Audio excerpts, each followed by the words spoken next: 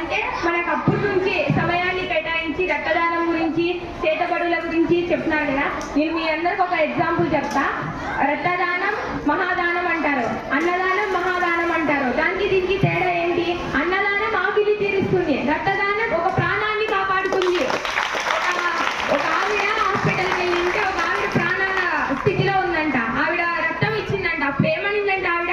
మా అమ్మ నాకు జన్మనిస్తే నువ్వు నాకు రక్తం ఇచ్చి పునర్జన్మనిచ్చినా అనిందంట. అలాగా మనం కూడా ఈ వయసులో ఇవ్వలేం రక్తము. ఒక వయసు 20 ఏళ్ళు అలా వచ్చాక ఖచ్చితంగా ఒక ఆపదలో ఉంటే వాళ్ళకు రక్తం ఇచ్చి కొంచెం మేరకు వాళ్ళ ప్రాణాలని కాపాడతారని ఆశిస్తున్నాను. మాకు అందరికి ఇంత మంచి అవకాశాన్ని, ఇన్ని మంచి విషయాన్ని తెలియజేసినందుకు మీకు కూడా థ్యాంక్ యూ సార్.